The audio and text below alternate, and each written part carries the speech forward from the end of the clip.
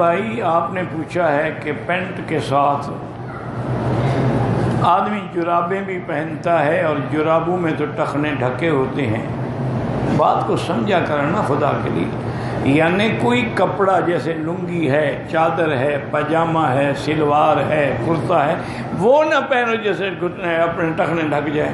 ٹخنے تو جوتے میں بھی ڈھک جاتے ہیں، بوٹ میں بھی ڈھک جاتے ہیں، وہ تو منع نہیں ہے۔ تم کچھ عقل کرو نا، تم جو اوپر سے چیز آئی تھی اس کو نیچے سے شروع کر دیا۔ یہ تو وہی ہے نا، جیسے آج کل مردوں کا لباس جو ہے وہ نیچے ہوتا جا رہا ہے، جوتے سے بھی نیچے، عورتوں کا اوپر ہوتا جا رہا ہے، اللہ عالم کہاں پہنچے گا۔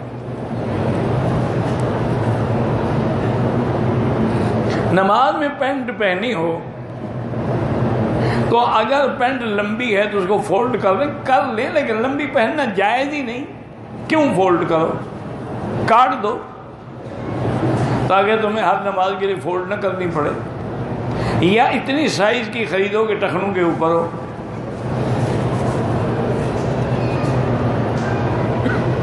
نماز اشراق کے اشراق کاف سے نہیں، نقطے والے کاف سے ہے، یہ جس کاف سے آپ نے لکھا ہے تو شرک بنتا ہے۔ بہرحال گزارش یہ ہے کہ جو حدیث میں حکم ہے کہ جب آدمی فجر کی نماز پڑھ لے اور اسی جگہ بیٹھا رہے اور اللہ کا ذکر کرے، قرآن پڑھے یا خاموش رہے، یعنی کوئی دنیا کی بات نہ کرے، اور جب سورج نکل کے قید رمح ایک نیزے کے برابر اوپر ہو جائے، یہ جو گھڑیوں میں ٹائم لکھا ہے نا یہاں شروع، یہ سورج نکلنے کا ٹائم، یعنی اس کے 15 منٹ بعد اب اشراق کا ٹائم ہوگا، تو کھڑے ہو کر 2 رکعت پڑھے یا 4 رکعت پڑھے تو اللہ اس کو ایک کامل عمرے کا ثواب عطا فرما دے۔ اچھا، اب مسئلہ یہ ہے کہ ہم نے نماز پڑھی مطاف میں، اب لوگوں نے طواف کرنا ہے تو وہاں سے تو ہم نے اٹھنا ہے نا، یہ منع نہیں ہے کہ وہاں سے اپنا اٹھے بیٹھ رہے ہیں کہ ہم نے جی اشراق تک یہیں بیٹھنا ہے چاہے لوگوں کے طواف رک جائیں، یا میں نے درس دینا ہے تو میں درس کی جگہ پہ جاؤں گا، یا میں نے پڑھنا ہے تو میں پڑھنے والی جگہ پہ، تو یہ چلنا منع نہیں ہے، دنیاوی معاملات میں نہ چلے۔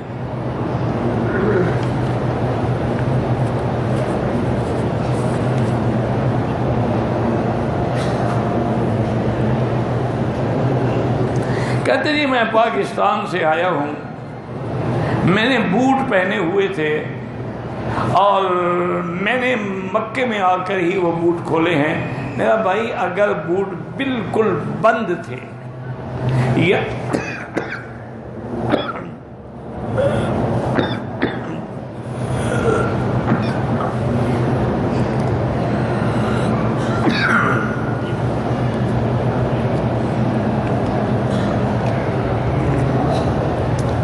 کہ اوپر والی ہڈی بھی چھپ گئی اور ٹخنے بھی چھپ گئے، پھر تو دم ہے،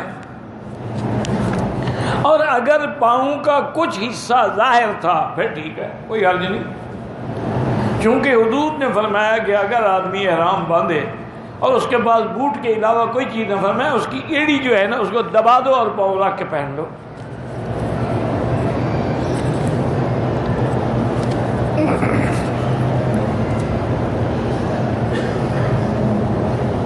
ایک آدمی شوگر کی بیماری میں مبتلا ہے، اللہ شفا عطا فرمائے، اللہ ہر موذی مرض سے بچائے، اللہم انا نعوذ بک عن البرص والجنون والجذام وعن سیء الاسقام، یہ بڑی بری بیماری ہے۔ باقی اس کے کنٹرول کے لیے آج کل جو جدید تحقیق ہے نا وہ یہ ہے کہ اگر خالص زیتون کا تیل ہو، اگر وہ، یہ شرط ہے کہ وہ خالص ہو، اور وہ تیل بھی وہ ہو جو پینے کے لیے ہے۔ زیتون 2 قسم ہوتا ہے، ایک لگانے کے لیے، ایک پینے کے لیے۔ ایکسٹرا ورجن جو ہے نا وہ پینے کے لیے ہوتا ہے، وہ آپ جب بڑے اسٹور پہ جائیں گے پوچھیں گے وہ بتا دیں گے۔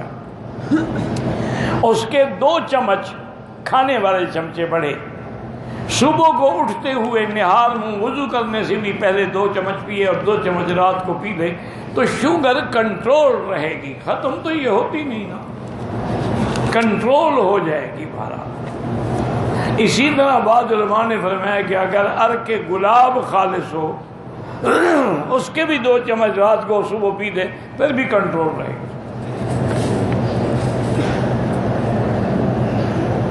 کہتے جی کہ تبلیغ میں 40 دن لگانا جو ہے یہ کوئی حدیث میں ثابت ہے تو قرآن میں ہے۔ موسیٰ علیہ السلام نے کتنے دن لگائے تھے طور پہ؟ فَتَمَّ مِيقَاتُ رَبِّهِ 40، تو وہاں 41 کیوں نہیں ہوئے، 39 کیوں نہیں ہوئے؟ تو کوئی 40 میں حکمت تھی نا۔ اللہ ہر نبی کو نبوت 40 سال کے بعد کیوں دیتے ہیں؟ بھائی آپ نے اگر نیک کام نہیں کرنا ہے تو کرنے والوں پر اعتراض تو نہ کیا کرو۔ اگر آپ نے اللہ نے آپ کو محروم کیا کہ آپ نیک کام کر ہی نہیں سکتے تو نہ کریں، لیکن کرنے والوں پر تو اعتراض نہ کریں گا۔ پھر ان سے پوچھیں کہ دلیل ہے، تمہارے پاس کیا دلیل ہے اعتراض کرنے کی؟ کہاں لکھا ہوا ہے کہ تبلیغ نہ کرو؟ تم دلیل دو، وہ کیوں دلیل دے؟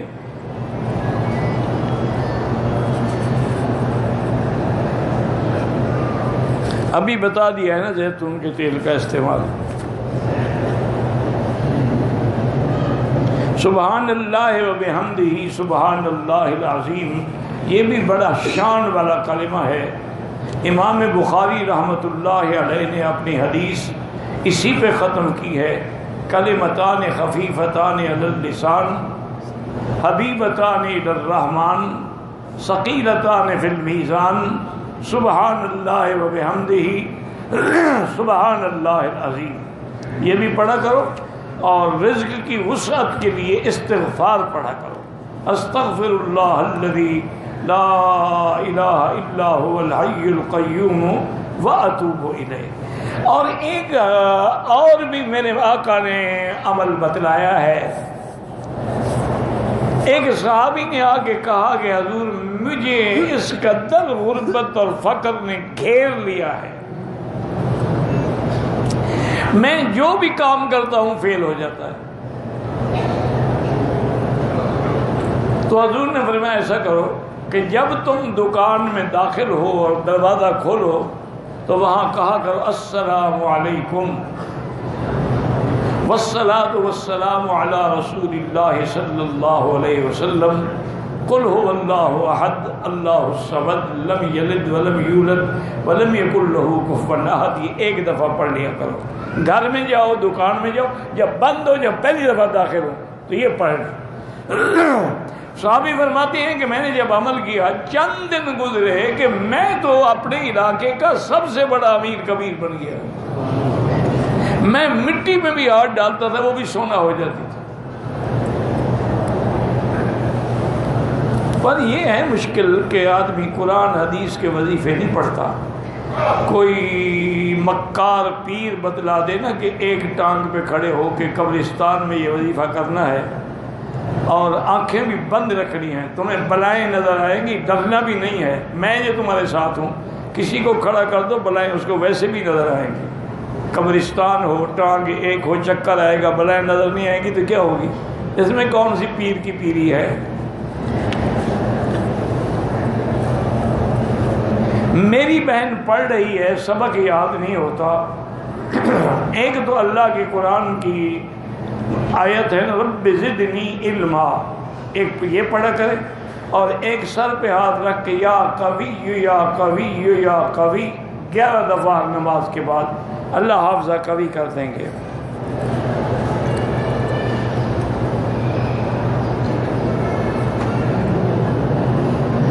کہتے ہیں جی کہ آپ نے ایک دفعہ کہا تھا کہ مکے کی گرمی سے فقہا نے مسائل نکالے ہیں، وہ کون سے مسائل ہیں؟ تمہیں آج اس کی کیا ضرورت پڑ گئی ہے پوچھنے کی؟ مجھے یہ تو بتاؤ نا، تمہیں گرمی لگ گئی ہے، کیا ہو گیا ہے؟ اللہ کے بندے، یہ تو ملا علی قاری رحمۃ اللہ علیہ نے شرح مشکات میں لکھا ہے کہ صحیح حدیث میں ہے کہ رکب رسول اللہ صلی اللہ علیہ وسلم علی الحمار، حضور نے مکے میں گدھے پہ سواری کی ہے۔ اب انہوں نے مسئلہ نکالا، الحر حر مکہ والثقل ثقل النبوۃ فکیف لا یعرق، کہ مکے کی گرمی ہو اور نبوت کا بوجھ ہو تو کیسے جانور کو پسینہ نہیں آیا ہوگا؟ تو معنی یہ ہوا کہ پسینہ پاک ہے، پسینہ پلیت نہیں ہے، ورنہ حضور کپڑے دھوتے۔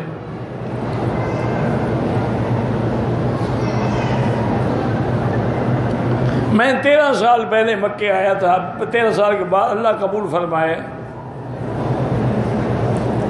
کہتے ہیں عورتیں مکے میں حرم میں آ کے پردہ نہیں کرتی، اللہ ہدایت دے۔ یہاں حضور کا ابو جہل کا گھر تھا یا نہیں تھا؟ تو کیا وہ تو پاکستان میں رہتے تھے؟ کوئی خدا کا خوف کرو یار، کیوں مجھے تنگ کرتے ہو؟ پھر کہتے ہیں مکی صاحب ناراض ہو جاتے۔ جب تم الٹے پلٹے سوال کرو گے تو مجھے تو خام خواہ غصہ آئے گا نا۔ اب اس میں بھی کوئی شک ہے کہ حضور مکے میں پیدا ہوئے؟ اس میں بھی کوئی شک ہے کہ ابو جہل وغیرہ سارے مکے میں پیدا ہوئے؟ تو ان کے گھر بھی یہی تھے۔ میرا سامان ہوٹل سے گم ہو گیا ہے، سورۃ والضحیٰ پڑھ کے دعا کیا کرو، اور انا للہ و انا الیہ راجعون، اللہم اخلف علی کل غائبۃ لی منک بخیر، یہ پڑھتے رہو انشاءاللہ مل جائے گا۔ طواف کرتے ہوئے نظریں کعبے پر نہ ہوں، قدم پر ہوں۔ طواف کے بعد جو واجب الطواف 2 رکعت ہیں وہ مقام ابراہیم پہ پڑھیں، حتیم میں پڑھیں، پورے طواف کے میدان میں پڑھیں، پورے حرم میں جہاں مرضی آئے پڑھیں۔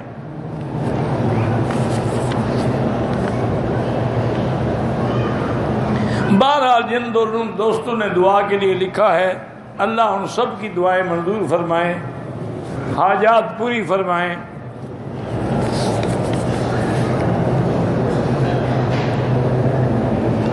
اگر صلح حدیبیہ کے مقام سے احرام باندھ کے عمرہ کریں بالکل ٹھیک ہے، لیکن عمرہ ایک آدمی کے لیے ہوتا ہے، حضور کی پوری امت کے لیے نہیں ہوتا۔ پوری امت کے لیے دعا ہوتی ہے، جمیع المسلمین والمسلمات والمؤمنین والمؤمنات۔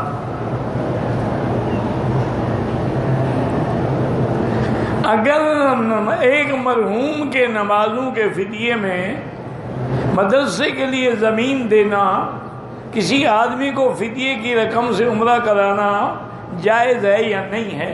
بھائی فدیے کی رقم آپ غریب کو دے دیں، وہ عمرہ کرے نہ کرے اس کی مرضی ہے۔ فدیے کی رقم آپ مدرسے والوں کو دے دیں، وہ جانے، ان کا کام جانے۔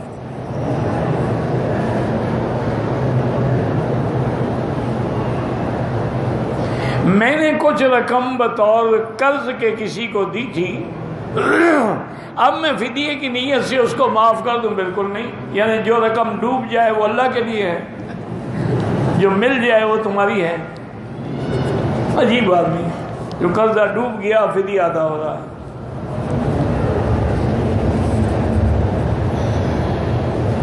طواف کی 2 رکعت آپ پاکستان میں بھی پڑھ سکتے ہیں، لیکن افضل یہی ہے کہ حرم میں پڑھیں۔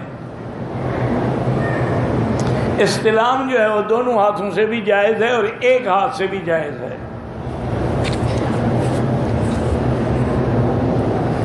آب زمزم کھڑے ہو کے پئیں تو جائز ہے، لیکن افضل یہی ہے کہ بیٹھ کے پئیں۔ حضور پاک صلی اللہ علیہ وسلم کھڑے ہو کے پیا، لیکن مجبوری تھی کہ نیچے بیٹھنے کی جگہ نہیں تھی، پانی تھا۔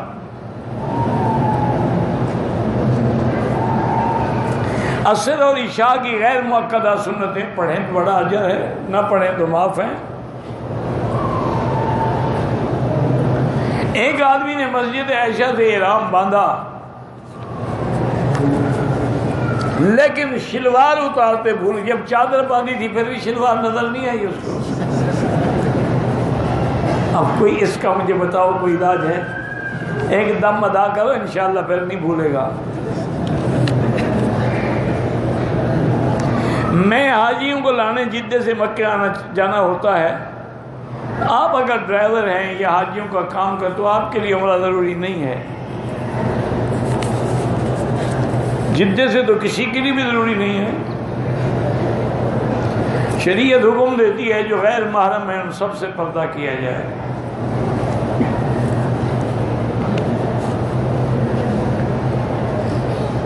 ایک آدمی عمرے پہ آیا، 3 عمرے کر لیے، اور بھی کرنا چاہتا ہے، جتنا مرضی ہے، لیکن جب بھی عمرہ کرے بال ہوں یا نہ ہوں سر پہ اس طرح پھروانا ہوگا، اگر نہیں پھروائے گا دم پڑ جائے گا۔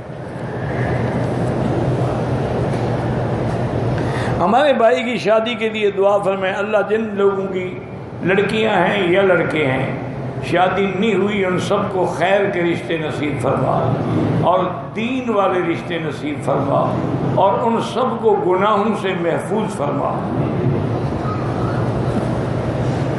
اور جن گھروں میں جھگڑے ہیں اللہم الف بین قلوبہم واصلح ذات بینہم واہدہم سبل السلام۔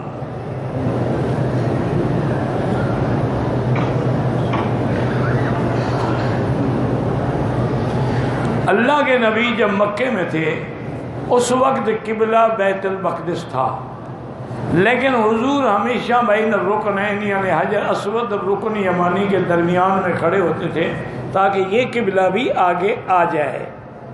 لیکن جب مدینہ چلے گئے 17 مہینے تک حضور بیت المقدس کی طرف نماز پڑھتے رہے، پھر اللہ نے حکم دیا فول وجہک شطر المسجد الحرام۔ عورت کے لیے سونے کے علاوہ اور جو دھاتیں ہیں جیسے تانبا ہے، چاندی ہے، لوہا ہے، لوہا وغیرہ پہننا تو حرام ہے، باقی سونا چاندی وغیرہ پہن سکتی ہے۔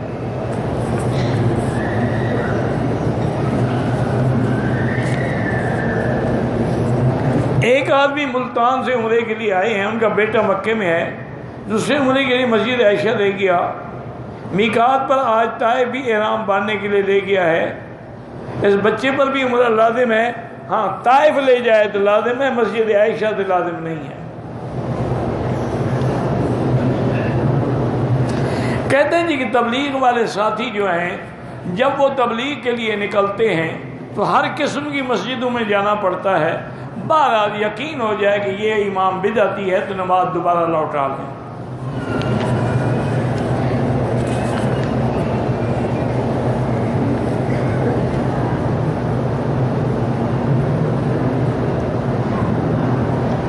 ایک خاتون نے عمرہ کیا، ہوٹل میں چلی گئی، بال کٹوانا بھول گئی، صبح اٹھ کے یاد آیا تو بال کٹوائے۔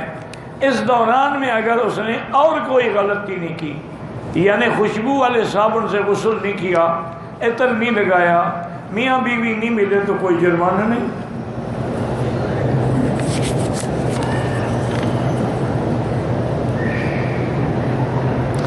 میں پاکستان سے آئی، عمرہ کیا، مدینہ منورہ گئی، آنے سے پہلے حیض کا مسئلہ ہوا، میقات احرام نہیں باندھا، نیت بھی نہیں کی، اب میں کیا کروں؟ بالکل دم ہے۔ آپ ایسا کریں کہ یہاں سے طائف قریب ہے، 30-40 ریال کرایہ لگے گا، چلی جائیں وہاں سے احرام باندھ کے عمرہ کر لیں، دم سے بچ جائیں گے۔ 300-400 ریال بکری کا کیوں بھرتی ہیں؟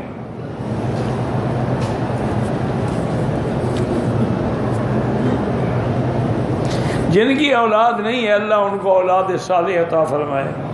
لیکن یہ بات یاد رکھیں کہ پہلے دوا بھی کیا کریں پھر دعا کرایا کریں، تدبیر پھر دعا، تدبیر نہ کرو مال دعا نہیں۔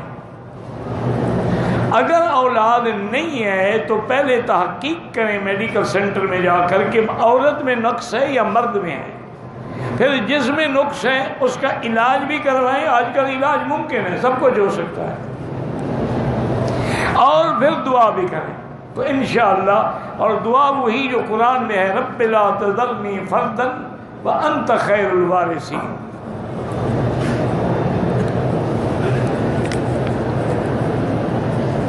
جو بھی بیمار ہیں اللہ شفا عطا فرمائے، جو لاولد ہیں اللہ اولاد عطا فرمائے۔ ہم بحرین سے عمرے کے لیے آئے ہیں، وہاں کے حملے والے ہم پر ظہر اثر اکٹھے پڑھتے ہیں، کوئی حرج نہیں، کوئی ایسی بات نہیں، مغرب عشاء بھی اکٹھے پڑھتے ہیں، دونوں جائز ہیں، لیکن افضل یہی ہے کہ اپنے اپنے وقت میں پڑھی جائیں، لیکن اگر سفر میں جمع کر لی جائے تو کوئی حرج نہیں۔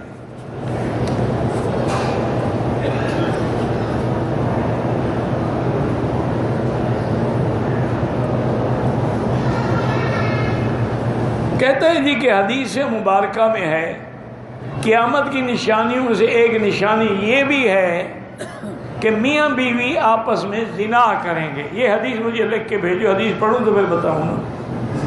میں نے تو پڑھی تھی، آپ نے پتہ نہیں کہاں سے پڑھی ہے. بہرحال یہ حدیث کہاں ہے، کس کتاب میں ہے؟ ہاں یہ ہو سکتا ہے کہ اگر میاں بیوی نعوذ باللہ غلط راستہ استعمال کرتے ہیں تو زنا ہے. اللہ کے نبی نے لعنت بھیجی ہے، من اتی دبر فی دبر امرأتہ فعلیہ لعنت اللہ، جو اپنی عورت کو پیچھے سے استعمال کرے اس پہ اللہ کی لعنت ہے. اور وہ تو زنا سے بھی بڑا جرم ہے. زانی کے لیے تو کوڑے ہیں نا، لوتی کے لیے ہے کہ اس کو جلا دیا جائے، اس کو اوپر سے گرا کے مار دیا جائے. نکاح متع جو ہے وہ اللہ کے نبی نے منع فرما دیا ہے. اللہ نے قرآن میں فیصلہ کر دیا کہ والذین هم لفروجہم حافظون، جو اپنی شرمگاہوں کی حفاظت کرتے ہیں، الا علی ازواجہم، یا بیوی، او ما ملکت ایمانہم، یا ملک یمین باندی جو جہاد میں حاصل ہو، وما ان کے اس کے بعد فمن ابتغى وراء ذلک فاولئک هم العادون. تو وہ تو حرام ہے. عورت کمانے کے لیے گھر سے باہر جا سکتی ہے اگر پردے کا اہتمام ہے، محرم ساتھ ہے. غیر محرموں نہیں جائے گی تو پھر جا سکتی ہے. عورتیں تجارت کرتی تھی، بی بی خدیجہ تجارت نہیں کرتی تھی. مکے کی سب سے بڑی تاجر بی بی خدیجہ تھی. حضور پاک کو بھی پیسے دے کے تجارت کے لیے بھیجا تھا.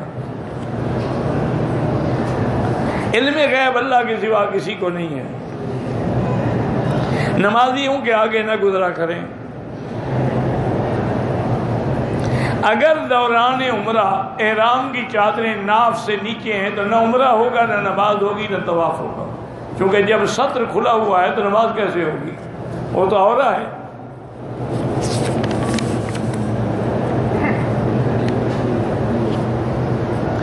احرام کی حالت میں ایک عورت کے چند بال حجاب کی پٹی کی گانٹھ میں آ گئے، وضو کے لیے حجاب اتارتے وقت بال اکھڑ گئے، کچھ نہیں ہوتا، کوئی جرمانہ نہیں. طواف کے دوران نظر نیچے رکھیں.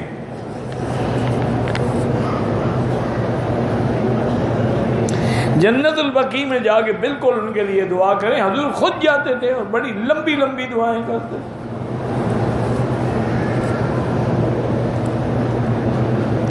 چناب نگر میں ختم نبوت کا اجتماع ہوگا، اللہ کامیاب فرمائے. جہاں جہاں بھی دین کے اجتماع ہوں اللہ کامیاب فرمائے.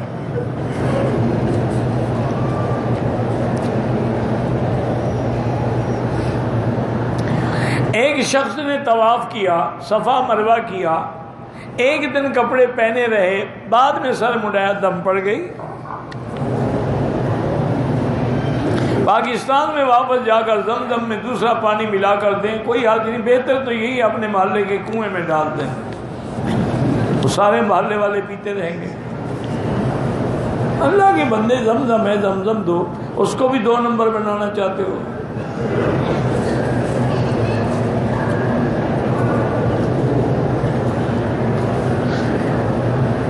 ایک عورت نے عمرے کے بعد اپنے بالوں کے 4 حصے کیے، ایک حصہ ایک عمرے میں، دوسرا دوسرے. بالکل غلط ہے. عورت کے لیے حکم ہے کہ وہ سارے بالوں کو اکٹھا کر کے پیچھے لے جائے، جہاں انتہا ہو وہاں سے ایک پور کاٹے تاکہ سارے بالوں کے سرے کٹ جائیں.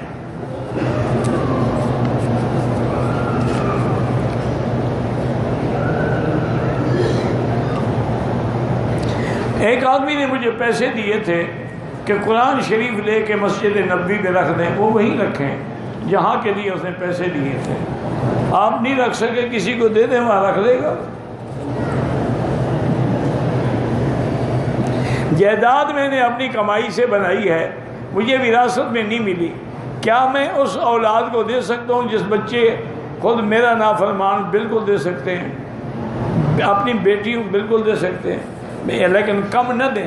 بیٹیوں کا حصہ پورا دیں، بیٹوں کا پورا دیں.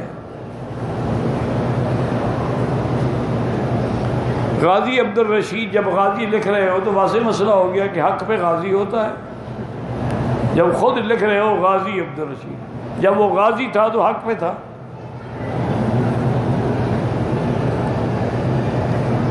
ڈاکٹر اسرار احمد بڑے عالم تھے، اللہ والے تھے، اللہ ان کی قبر پہ کروڑ رحمتیں کرے۔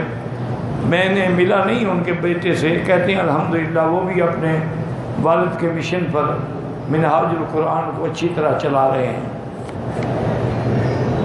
لوگ میلاد مناتے ہیں، گھروں میں، بازاروں میں، گلیوں میں کعبہ بناتے ہیں، بالکل بدعت ہے، گناہ ہے۔ ثواب تو ثواب، گناہ ہے۔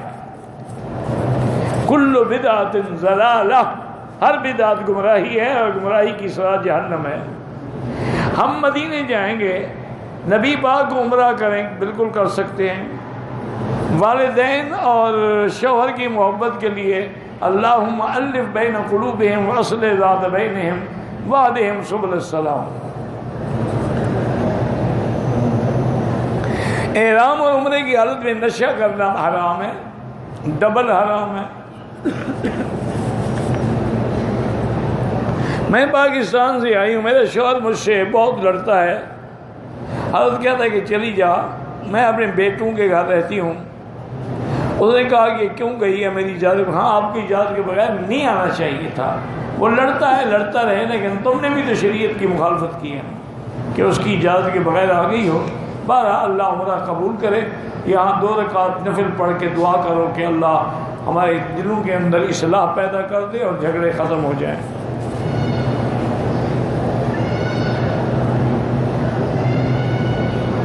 میں حرم میں کام کرتا ہوں، غریب آدمی ہوں۔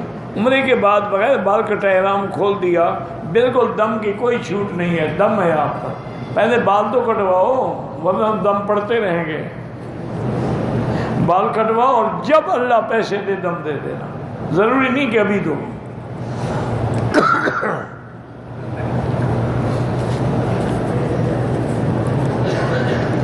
کسی فوت شدہ کے لیے عمرہ کر سکتے ہیں۔ 3 طواف اگر اکٹھے کریں، بعد میں 2 رکعت پڑھ لیں۔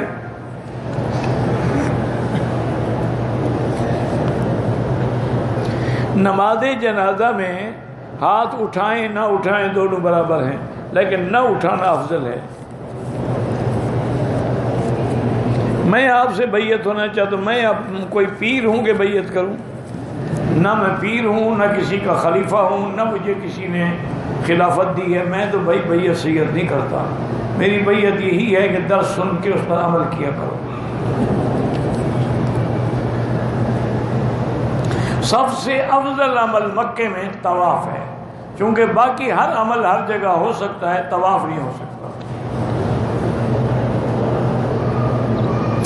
اگر کوئی آدمی آج بغیر تقلید کے زندگی گزارے، اگر وہ عالم ہے، حدیث خود سمجھ سکتا ہے، اس کو تقلید کی کوئی ضرورت نہیں، اور اگر جاہل ہے تو بغیر تقلید کے گزارا ہی نہیں۔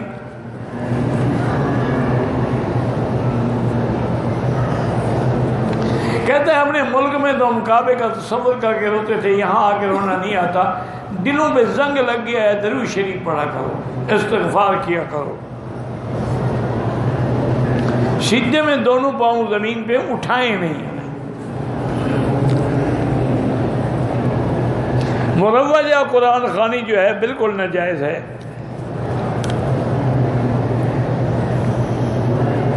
بھائی کی اولاد نہیں، اللہ ہر لاولد کو اولاد عطا فرمائے۔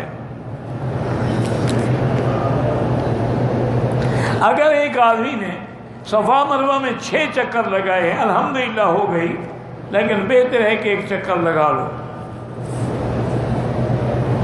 طواف کے بعد جو 2 رکعت ہیں وہ حنفی مسلک میں واجب ہیں، باقی ائمہ کے نزدیک سنت ہیں۔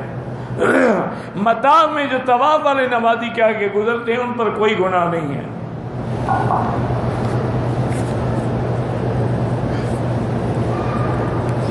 بالکل بعد میں طواف کے واجب الطواف اکٹھے پڑھ سکتے ہیں۔ حضور کی زیارت کے نسخہ درود شریف زیادہ پڑھو، سنت کا اتباع کرو، حرام کھانے سے بچو۔ بیعت کرنا ضروری ہے، لیکن شرط یہ ہے کہ کوئی صحیح مرشد مل جائے، یعنی جو خود متبع سنت ہو۔ لا الہ کا جو ذکر کراتے ہیں وہ بھی ٹھیک ہے، ایک طریقہ علاج ہے۔ جیسے بعض لوگ ایلوپیتھی سے علاج کرتے ہیں، بعض ہومیوپیتھک سے کرتے ہیں، بعض طب یونانی، اس طرح بزرگ بھی مریض کو دیکھ کر علاج کراتے ہیں۔ وہ کوئی دین نہیں ہے، لیکن دین کی طرف جانے کا راستہ ہے۔ احرام کا حلق کے بغیر کھول دیا، حلق بھی کراؤ، دم بھی ادا کرو۔ حرم میں بھی آگے رونا نہ آئے، درود شریف پڑھو، استغفار پڑھو۔ اگر پیشاب کے قطرے آتے ہوں انڈر ویئر رکھو اور ہر نماز کے لیے نیا وضو کرو۔ حرم میں نماز کا ثواب 1,00,000 ہے۔ دم کا معنی ہوتا ہے ایک بکری دے کے ذبح کر کے غریبوں کو کھلا دیں۔ جمعہ والے دن خطبے کے لیے امام کو لاٹھی پکڑنا سنت ہے۔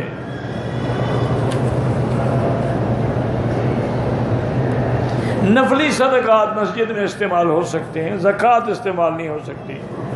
میں نے 3 دن پہلے عمرہ کیا، اب میں نے دوسرا عمرہ کیا، سر پہ مشین کے ذریعے بال کاٹے ہیں۔ بھئی جب اسطرا پھیر چکے تھے 3 دن میں کون سی مشین تھی جس میں بال آئے تھے؟ اسطرا بھی پھرواؤ اور دم بھی ادا کرو۔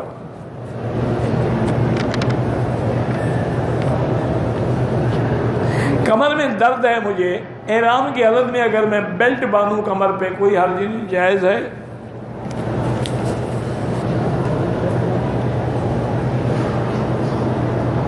جب عورت مدینے واپسی سے مکے آئے، ایام آ جائیں تو میقات سے عمرہ کرے، غسل بھی کرے، نیت بھی کر لے، نماز نہ پڑھے۔ جب مکے میں آ جائے بیٹھی رہے، جب پاک ہو غسل کر کے عمرہ کرے۔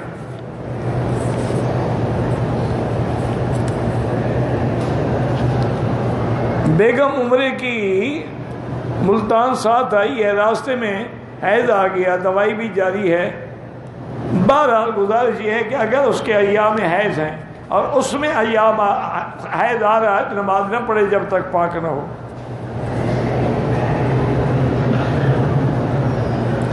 مسجد کے چندے سے قاری صاحب اپنے اوپر خرچ کر سکتے ہیں؟ نہیں کر سکتے۔ قاری صاحب کو الگ تنخواہ دینی چاہیے، یا وہ بتا دیں کہ بھی چونکہ میری تنخواہ کا انتظام نہیں ہے، میری تنخواہ کے لیے بھی چندہ کیا کرو، واضح کر دیں تاکہ کوئی زکوٰۃ نہ دے دے۔ واللہ اعلم۔ اللہم صلی علی سیدنا محمد وعلی آل سیدنا محمد وبارک وسلم علیہ۔ اللہم صلی علی سیدنا محمد سید المرزوقین وعلی آلہ واصحابہ وسلم فی کل لحظۃ ولمحۃ فی عدد کل معلوم لک۔ اللہم صلی علی سیدنا محمد وبارک وسلم۔ اللہم انت ربی لا الہ الا انت الاحد الصمد الفرد الذی لم یلد ولم یولد ولم یکن له کفوا احد۔ اللہم انا نسألک باسمائک الحسنی وصفاتک العلی۔ اللہم ثبتنا علی الایمان۔ اللہم ارزقنا حسن الختام واجعل آخر کلامنا لا الہ الا اللہ محمد رسول اللہ۔ اللہم انصر الاسلام والمسلمین۔ اللہم انصر المجاہدین الذین یجاہدون فی سبیلک لإعلاء کلمتک۔ اللہم احفظ سائر بلاد المسلمین وهذا البلد الامین فاجعل آمنا مطمئنا سخاء رخاء الى یوم الدین۔ یا اللہ بیماروں کو شفا عطا فرما۔ یا اللہ ہماری ظاہری باطنی روحانی جسمانی بیماریاں کمزوریاں پریشانیاں دور فرما۔ یا اللہ بے حیاؤں کو حیا عطا فرما، بے دینوں کو دین عطا فرما، بے اولادوں کو اولاد صالح عطا فرما۔ یا اللہ جن کے گھروں میں بچیاں ہیں ان کے رشتے آسان فرما، بے روزگاروں کو روزگار عطا فرما، قرض داروں کے قرض عطا فرما۔ یا اللہ پورے عالم میں جتنی مسجدیں ہیں، مدرسے ہیں، دین کے ادارے ہیں، دین کی جماعتیں ہیں، دین کے کام کرنے والے ہیں، ان کی حفاظت فرما۔ یا ارحم الراحمین ہمیں مانگنا بھی نہیں آتا، بغیر مانگے عطا فرما۔ یا اللہ حرمین الشریفین کے برکات و ثمرات نصیب فرما۔ یا ارحم الراحمین، یا اکرم الاکرمین، یا اجود الاجودین، لا تجعلنا من القانتین ولا تردنا عن بابک خائبین۔ ربنا آتنا فی الدنیا حسنۃ وفی الآخرۃ حسنۃ وقنا عذاب النار۔ وصلی اللہ تعالی علی خیر خلقہ سیدنا و مولانا محمد وعلی آلہ واصحابہ اجمعین۔ اللہم صلی علی سیدنا محمد وبارک وسلم علیہ۔